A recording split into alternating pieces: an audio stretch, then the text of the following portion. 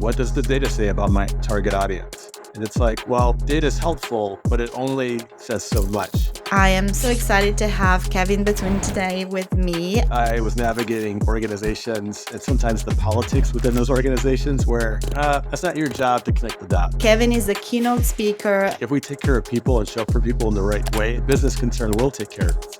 a best-selling author of Reimagining Design, We can actually shape a better future if we make space for each other. and founder and chief creative officer at Dreams, Design, and Life. What are the motivations, the behavioral insights, the truly deeper, latent unmet needs that have yet to be solved? And how can we tap into that to really get that richer substance that we can use?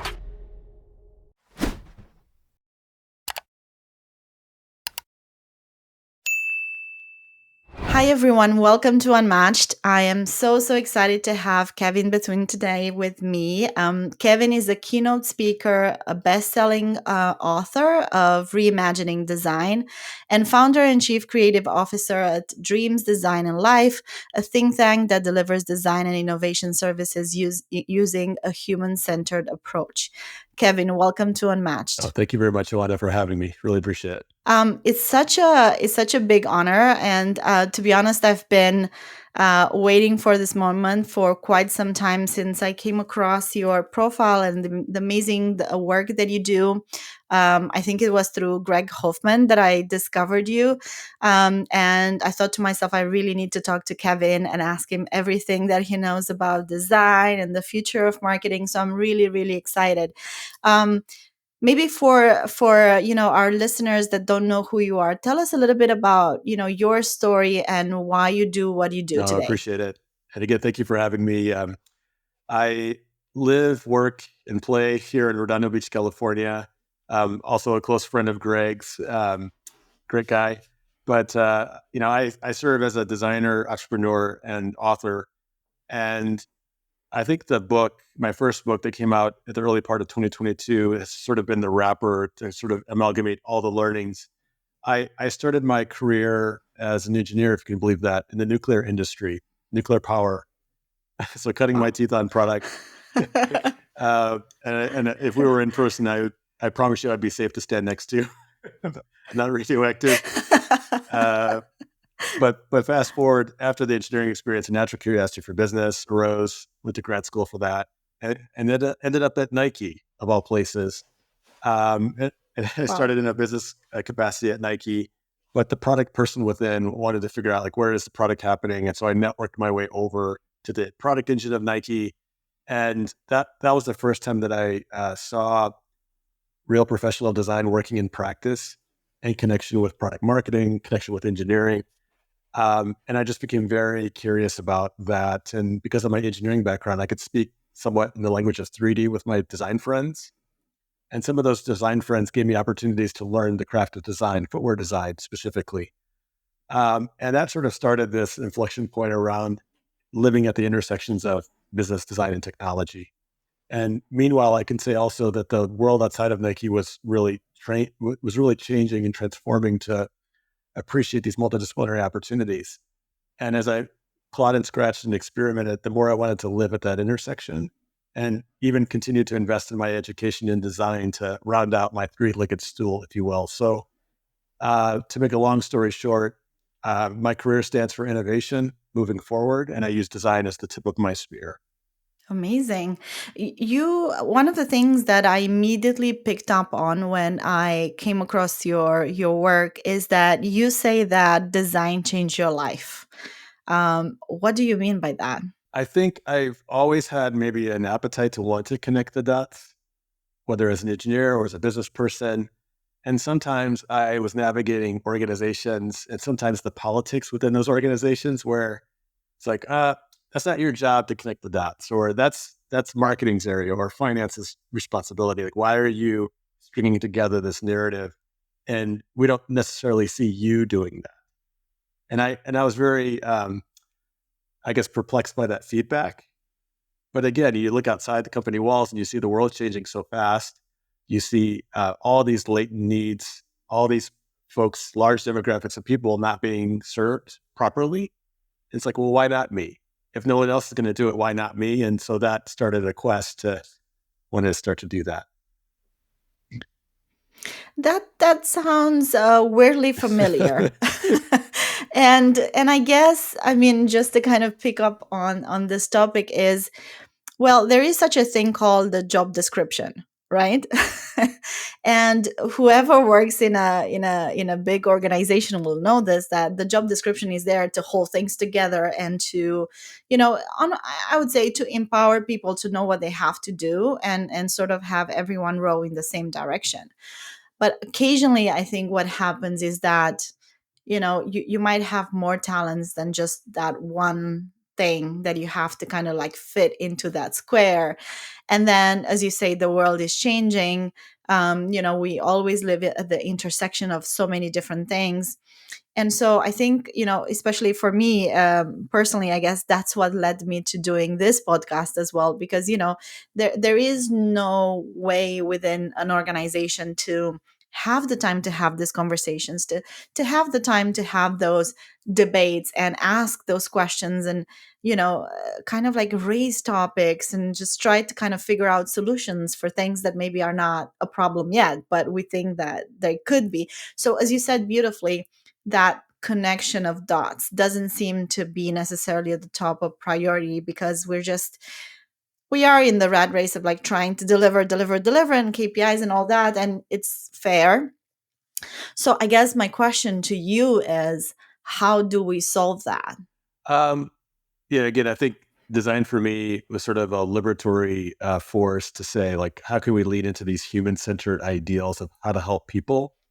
And Hmm. unfortunately, when we're in a lot of these places, these spaces where we're problem solving, how to help move the business forward, I think sometimes we don't recognize that there's an invisible authority figure in the room with us, and that's the authority figure off the clock.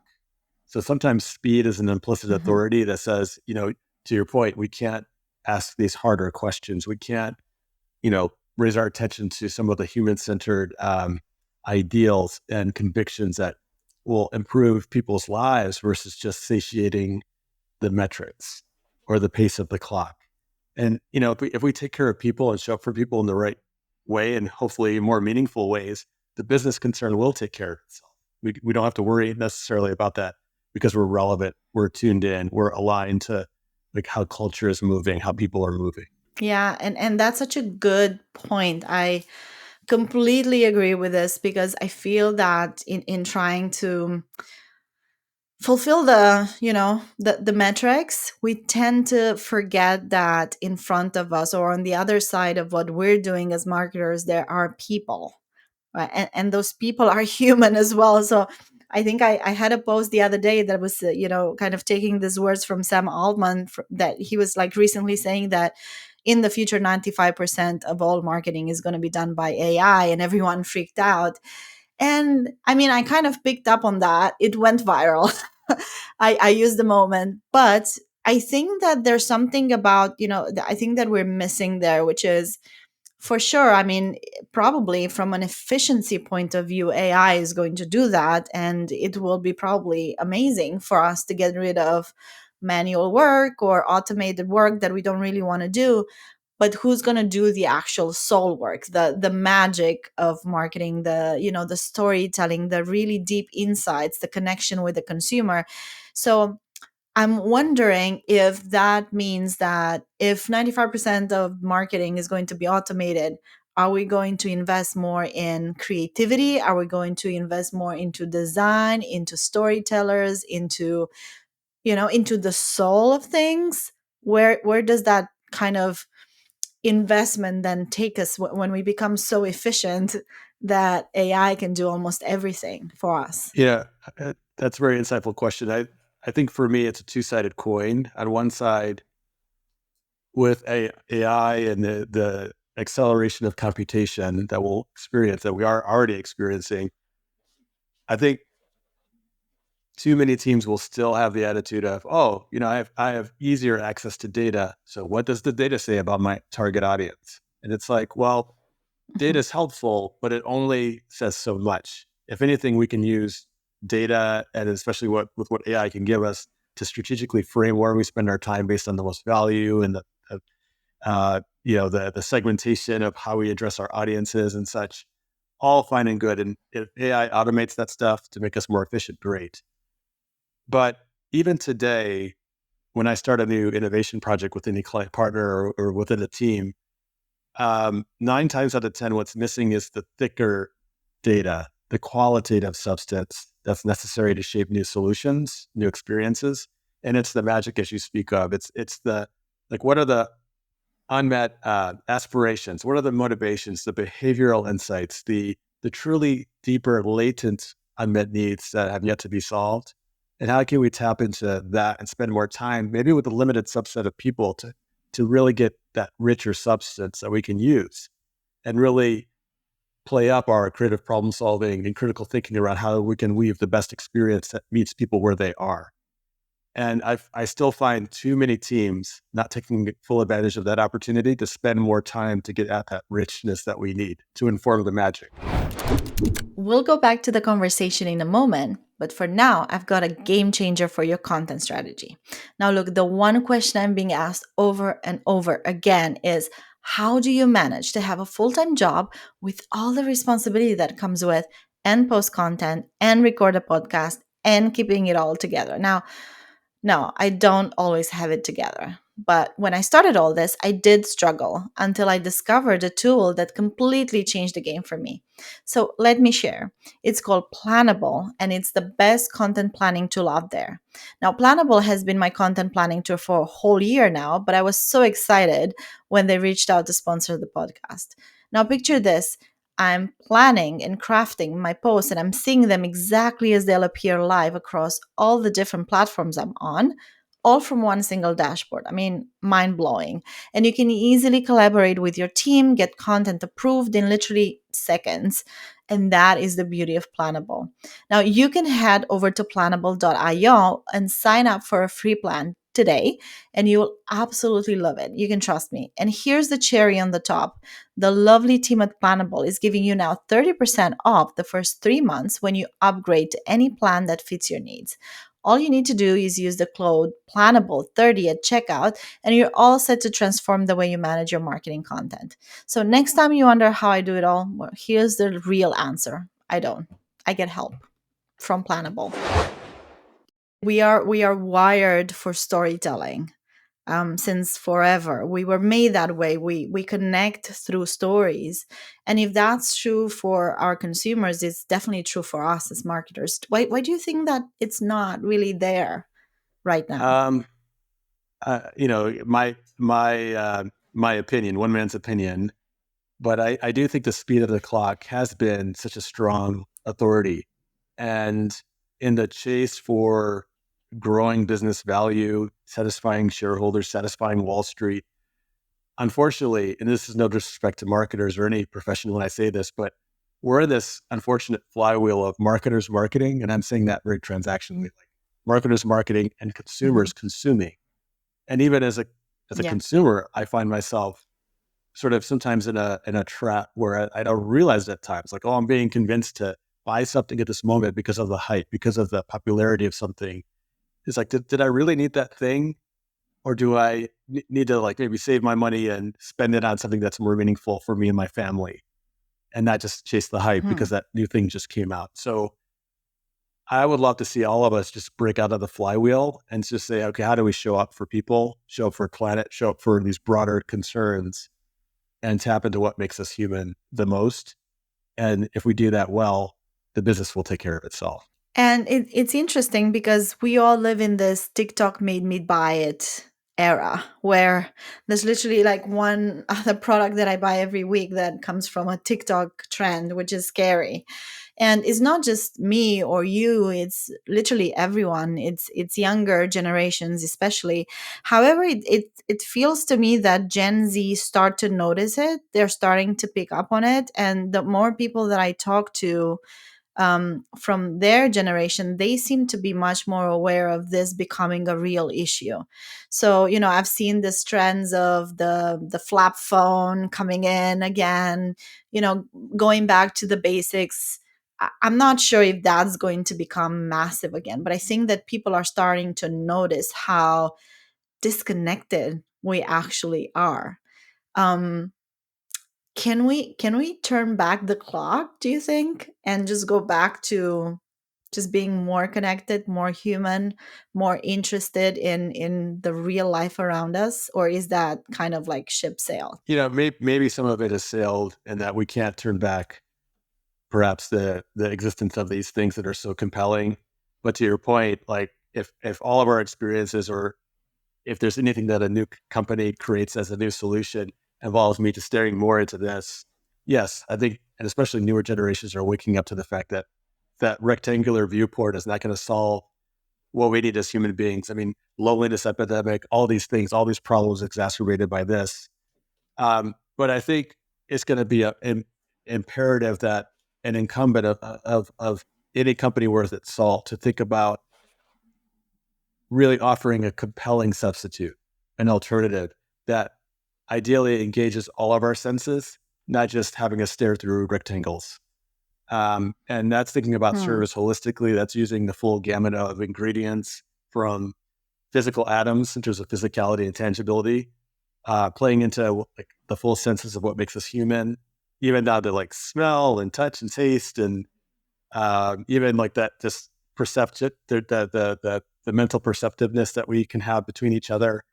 Um, how we use technology and how we use digital and AI to sort of inform how physical, digital, and services sort of congeal and work together, and how content can maybe serve as the glue across those different interfaces. So it's a more holistic tack that I hope companies take to create something that's more compelling to attract people beyond just this. Which I guess needs us to have imagination, right? We need imagination and drive more innovation to think of a future where we don't stare of this at these things. And like, to be fair, 20 years ago we didn't imagine that we would be living in the times that we're living today, staring at these things all the time, right? So I guess it's all about this fostering imagination, fostering innovation and creative thinking, which seems a little bit against what we just discussed earlier, the fact that the world is moving at a different, much more functional, much more numbers driven, kind of metrics driven parameters. Have we lost a little bit of that? Do you think that we're lacking innovation right now? I mean, within your field of design, how do you read the status of where we are right now? Yeah, I think everything kind of comes and goes in hype cycles, and right now AI, generative AI, is the flavor of the month. A couple years ago, it might have been Web3. A few years before, crypto. Um, but at the same time, I think digitization has sort of fragmented our attention spans. It's made everything so short term in its focus. But again, to your earlier point, like we need to get back to what makes us human. And I think that takes a holistic stance toward innovation and pulling together the right ingredients to inform a new experience. And so oftentimes I'll hear, especially from like Silicon Valley, which I sort of sit along the coast here, um, like we talk about the cohesion between digital and hardware, for example. That's a holistic sort of stance to bring those two worlds together. But an investor might say, oh, well, hardware is hard. And it's like, I come from a physical product creation background. I know it's hard, but still, you still go after it if it's going to address a meaningful opportunity. And there's experts the world over that know how to cut their teeth on hardware. So we have the faculties, we have the convictions, we have the skill to do these things holistically. It takes bold people to, I think, be able to sponsor and move the right innovations forward. And ideally, I would love to see more fearlessness, while also being respectful of the potential harm that our efforts might cause. You talk a lot about the future being multidisciplinary, and kind of stepping away from living within this specialized silos that we've been so accustomed to. And I agree so much with this idea. I think this is where a little bit unmatched is coming from, because I feel that in this future that we need to become more human, come back more to our nature. It feels that also we need to start to listen a little bit more to our inner voice and understanding what makes us who we are. And I feel that it's always this intersection of many different things. We talked about job descriptions earlier, and it feels such a one-sided way of looking at people. If you're not fitting within that, you're not, maybe enough good, or you're not apt for that thing. But you as a person have so many layers, and your experience might be so rich.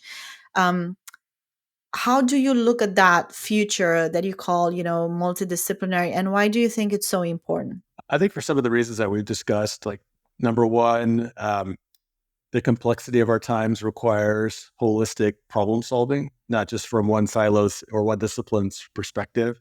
We need to have a more complete look at a problem and a more complete answer to those problems. The second thing that I think about is the speed of the clock. In some ways, I don't think we're going back in terms of being able to slow everything down. And so the speed of the clock requires that previously siloed departments have to work together, because no longer can a business tolerate one silo working on something, handing it over to the next silo or the next agency and what have you, until we actually see a prototype we can test with people, real people.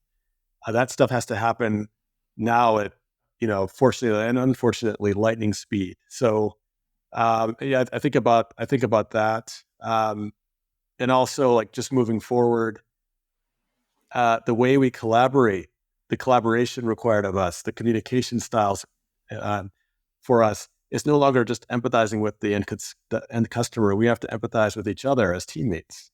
And if we're all sitting around the table with our different disciplines, we have to figure out how to play to our strengths, distribute the leadership responsibility where it makes sense, and figure out how to collaborate more efficiently with each other.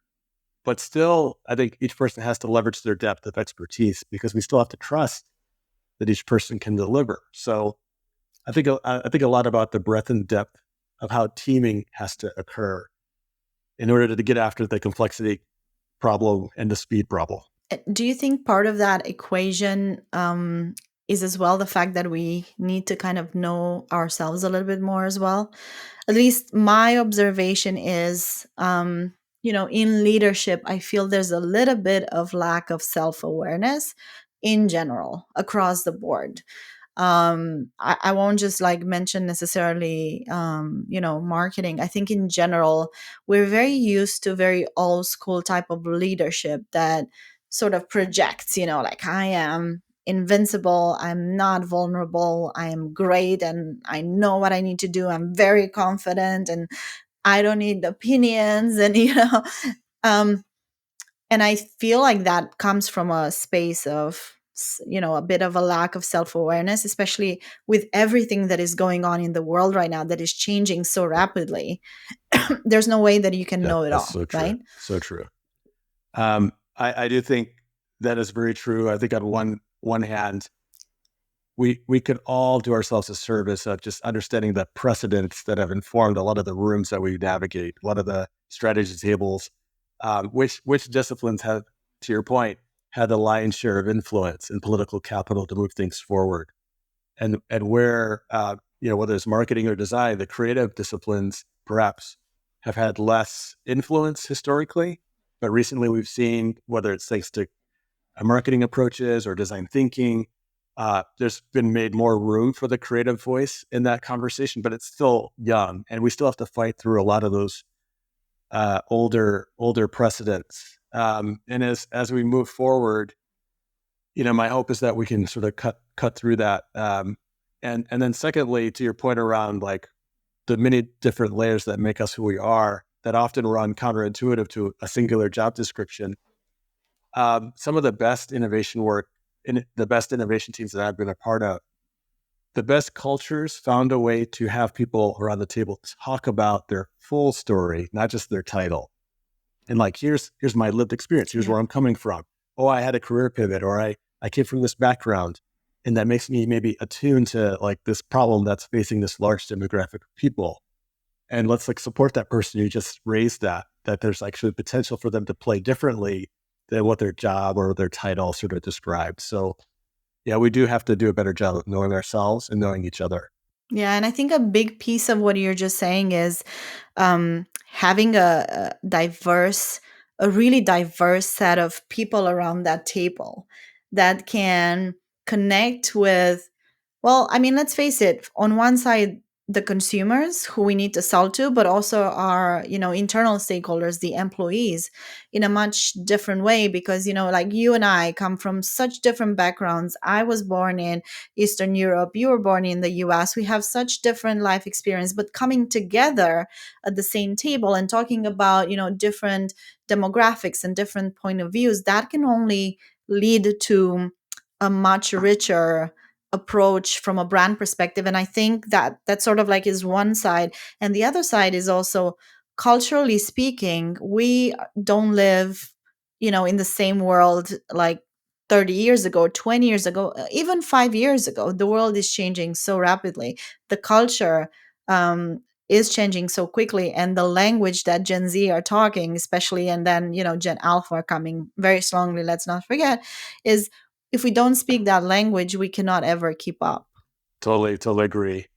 I think you and I both work for or have worked for brands, right? That have a huge connection to culture, and I've navigated experiences or teams or organizations where, unfortunately, that team didn't necessarily mirror the world and how it sort of could associate and have that set of target audiences look to that organization as being representative. And even to your point around teammates, internal employees, it's important for employees to see themselves through every facet of the organization, up the ladder, sideways, left and right. Representation matters, diversity matters, so that it enables all of us to be able to be more nimble to respond to shifting customer needs and attention spans. And what do you think is the biggest challenge that companies and brands face today? Maybe from different points of view, and especially maybe from just a branding, marketing branding point of view that we both operate in. I think about the world as this rich mosaic, this rich tapestry. If we play on these visual analogies, the world's a lot smaller, unfortunately, thanks to events like COVID. But I don't think brands realize how hyper-connected we are. We can see each other for the first time, even though what you said, we came from very different backgrounds. But we can see each other, we can identify with similar human chords. We can also celebrate what makes us different and unique about each other. And some of these intersectionalities, regardless of your gender, background, race, these intersectionalities are interesting. And I think it informs sort of how we look at culture nowadays. And I think because brands, due to the speed of the clock, thanks to digital, they're not as connected to culture as I think they need to be, or as much as they need to fully appreciate the requirement to be connected to culture. And culture will move on you, will move away from you if you're not tightly connected. So I think that's a blind spot. And how like from a design perspective in your field, what are the areas that you feel like right now are missing, or something that we're not, or maybe we're overlooking, we're not looking at specifically, that you think design could help solve some of those challenges? In some ways, I think there is a connection between how design can be marginalized, and in perhaps I'll include marketing in terms of the creative disciplines. They can easily become marginalized in the context of more dominant disciplines that have had the luxury and privilege of political capital to influence organizations. So I worry about that. But at the same time, I think creative disciplines offer an amazing opportunity to help us remember the magic, to remember how to tap into what makes us human. And just because we have, AI or the benefit of smartphones, we sometimes forget that the world in all of its diversity, there's millions of ways of knowing. But I think when we design next-gen products and services, I unfortunately, I think we tend to pull from very finite sets of pedagogy to inform our, methodologies, our approach. And we're totally ignoring the millions and millions of ways of knowing from around the planet, all the different cultures that make up the planet. We tend to ignore 99% of it for the sake of what we think is the right answer. And I think that's the wrong approach moving forward. We're getting back to the episode in a minute, but first I wanted to share a new product update that my friends at SEMrush are launching right now. It's called Daily Traffic Data, and it's part of their Trends Competitive Intelligence solution. Now, as you might know, I'm transitioning from my corporate role into becoming a business owner, and let me tell you, knowing where your competitors are is pretty damn important, especially when crafting the best offer for your audience. So when SEMrush reached out and asked me to test this new tool, I immediately jumped on the opportunity because why not be ahead of the game on this one? So if you're serious about growing your brand and your business, you have to know what's happening in your industry on a daily basis. But let me clarify. Having an unmatched approach to brand building does not mean you stay in a vacuum. Instead, you use the available data in your favor to maximize your marketing investment. And most importantly, understanding the trends and shifts early can seriously save you and your team lots of headaches in the long run. Okay, so here are some of the coolest features that will, in my opinion, optimize your marketing efforts. First, you can analyze any market daily and you can identify emerging trends. You can also conduct audience research and compare audience overlaps, which is so important. Then you can automate competitive tracking while uncovering daily competitor traffic stats. And probably my favorite one is the benchmark against the competition on a day by day basis, which I think is so crucial. Growth doesn't come easy these days, but check out SEMrush trends and you see the difference it can make for your business. And trust me, you won't look back. I want to read a short text from your book, Reimagining Design. There was a quote in there that there was a little paragraph that I really liked. And it says, the future requires more of us, and we will need to rely upon different actors than we have leveraged in the past. Our boardrooms will be more diverse. The functional disciplines required at the strategy table will be more varied and nuanced. There will need to be different agents or glue required to tie different inputs together. Design can serve as a powerful spearhead to catalyze team chemistry for the new normal that's quickly arriving. When I read this, I got a bit the goosebumps because I totally think in that same direction, but I would love to hear from you. What is this new normal that you envision, that you talk about? How does it look like for you? Yeah, I think at its essence, and I think it's true for marketing as well as design. We're in the business of storytelling, and the complexities of our time, the way technology is moving. I think the answer is not placating or subordinating ourselves to the power of Moore's law and speed of computation and generative AI. These are just ingredients. These are just tools. But eventually, we still have to stick our neck out ahead of the tech, ahead of the speed, and say, how are we going to provoke stories of meeting people where they are that truly help humanity, help the planet, help the broader ecosystem? And I think, when I look at Gen Z, and I have a teenage son, it's in Gen Alpha, and their value criteria is going to be radically different in that they're going to care about associating with brands with ethics that are contributing to the greater human and planetary concern. And brands need to be able to speak coherently and with authenticity around how they're delivering on the value criteria that the new generations will require. So we have to push ourselves to lead into our humanity, lead into each other, and figure out how to tell stories that attract everyone to that positive direction. That we don't have to subordinate ourselves to this impending dystopia. We can actually shape a better future if we make space for each other.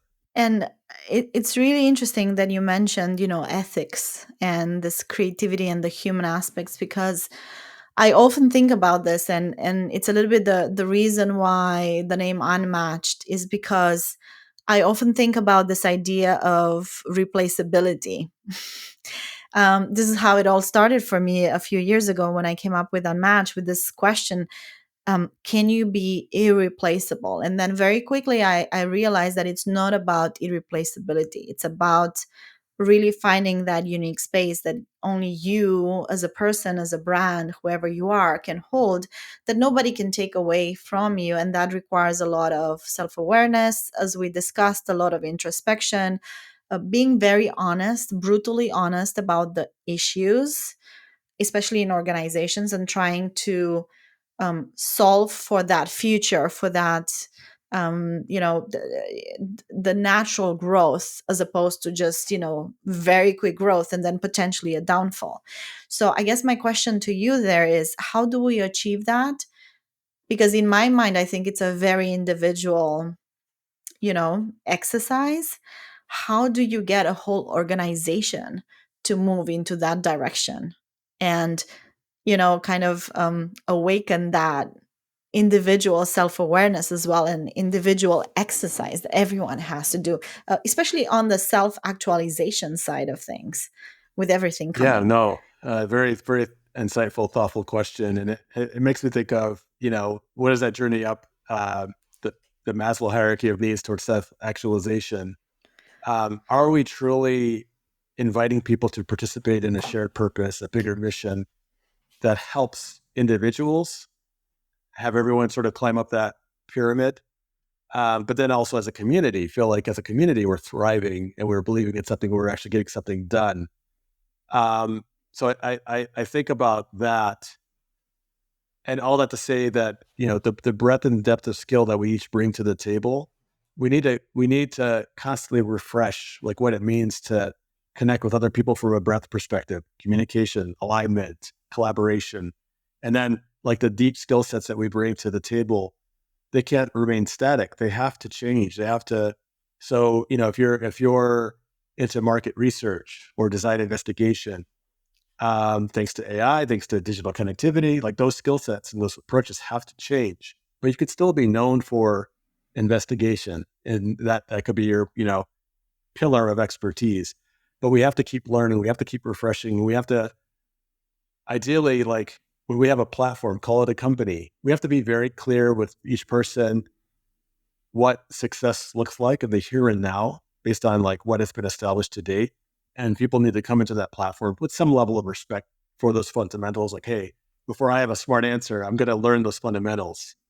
But through the work, I hope, if I'm looking at my leader, I hope that they'll give me the autonomy to like figure out a better, smarter, more efficient, or more humanistic way of doing the work.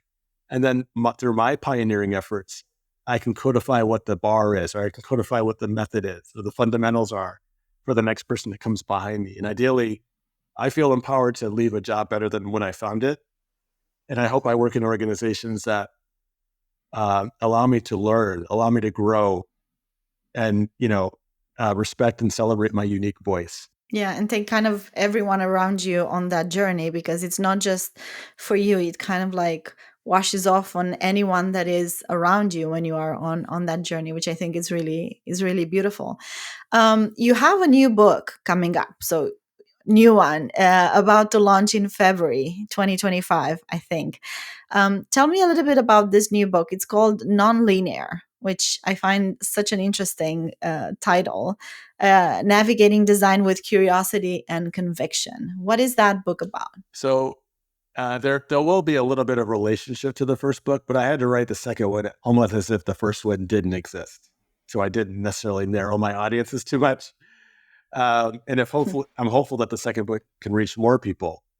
But if you believe the first book stood for sort of like arguing how we perceive or how we situate design at parity with other disciplines at the problem-solving table in front of an innovation opportunity, Nonlinear is going to bring to life an appreciation for the nonlinearities and nuances that we have as we go on that innovation journey. Regardless of whatever book you read on design thinking or human-centric methods, the journey is actually so much more nuanced than going through like a 5-step framework or some double diamond. So I really want to illuminate almost the idea of a forest. And as you're navigating through the unknown, when you hit this tree or pylon or whatever it is, based on the information that I have, I want people to appreciate the choices with courage that they might have. And even the value sets and their lived experience can inform where they go next. They might loop back, they might accelerate forward, they might go sideways. And giving people a perspective that it's okay for that to happen, because that's actually what needs to happen in order for us to get to some relevant outcome versus just throwing mud at the wall and hoping for any outcome. Why do you feel this book is needed in the world right now? Because you mentioned, other books, creative thinking and other frameworks, and I feel that there's something there that you feel like there's a message there that it's not really there in the world right now. I think it ties to our earlier conversation around metrics, speed, efficiency, and things only getting faster. It's like the bandwidth for problem solving truly humanitarian concerns, or what makes us most human, is still unfortunately shrinking. And I'll say it, like, if you believe in the precedent that, perhaps the business disciplines have guarded the most influence or political capital guiding companies, business in general doesn't like risk, but creativity, innovation is about risk and reward. You have to take risks. You have to fail forward as learning. And one of my favorite quotes, it was from a keynote, a commencement ceremony address that Denzel Washington, one of my creative heroes, he gave to the University of Pennsylvania. I think it was 2011, and he was repeating an affirmation that he got from his wife, like, to get something that you never had, you have to do something that you never did. And I think the business world could take that as a new gospel moving forward. I love that. And as we both look at the new normal and a new world kind of unfolding in front of us, what do you think are the main traits or skills or soft skills that you feel people will need to kind of maybe build their unmatched positioning, as I call it, on, so that we don't compete with hard skills that are going to be covered by technology, because that is really coming. We cannot avoid it, and potentially it's even good for us. But then what that means is that we need to connect more to other things that will, enable us to keep growing and to bring value into the world. What would be some of those traits, in your opinion? While there's a lot of opportunity for AI and algorithms like it to, take over a lot of the automated things that we've learned before and take that off our plate, ideally, my hope is that it liberates us to engage deeper in creative problem solving, engages deeper in critical thinking, because in the future time horizon, what does truth look like now that we're even more connected than ever in that future state? What does truth look like? What does knowledge look like? How is it accessible? Is it accessible by all? And how do we navigate and understand and see the patterns? And even leverage the technologies to help us see better. But still, how do we guide? How do we instrument guiding principles around ethics? How do we foster collaboration where we actually unearth the stories that make us even more human, and not just leave it to that algorithm to dictate to us what is beneficial for us? So I think it's about getting ahead. I think it's about increasing the value of creative problem solving as sort of the new currency, while automation maybe takes up other things from us. Kevin, thank you so much for your time today. I feel like we covered quite a lot, and it was such an amazing conversation. I really appreciate the time, and I cannot wait for your next book. Thank you so much. Thank you for the honor. I enjoyed these questions. You're a very thoughtful interviewer.